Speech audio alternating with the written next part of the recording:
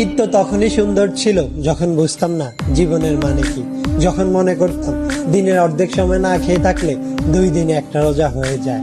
ঈদ তো তখনই সুন্দর ছিল যখন রোজা না রেখেও সবার আগে ইফতার টেবিলের সামনে হাজির হতাম আর সবার আগে ইফতারি খাওয়া শুরু করতাম।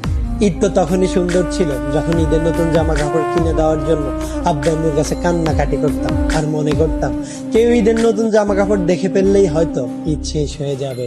ঈদ তো তখনই সুন্দর ছিল যখন অন্য সবাই ঈদের জামা কাপড় দেখে ফেলার ভয় আলমারিতে অতি গোপনে লুকিয়ে রাখতাম। ঈদ তো তখনই সুন্দর ছিল যখন ঈদের দিন সবার পা ধরে সালাম দিতাম আর সালামের জন্য দাঁড়িয়ে থাকতাম।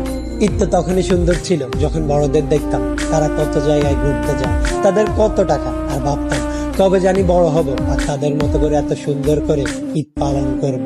হ্যাঁ, আজ বড় হয়েছে ঠিকই, পকেট ভর্তি আজ অনেক টাকা। ঈদ আজ ঠিকই আছে, কিন্তু হারিয়ে গেছে ছোটবেলায় কাটানো ঈদের সেই আনন্দময় মুহূর্তগুলো। সত্যি অনেক বেশি মিস করি ছোটবেলায় কাটানো ঈদটাকে, যেটা চাইলে কখনো ফিরে পাওয়া সম্ভব নয়।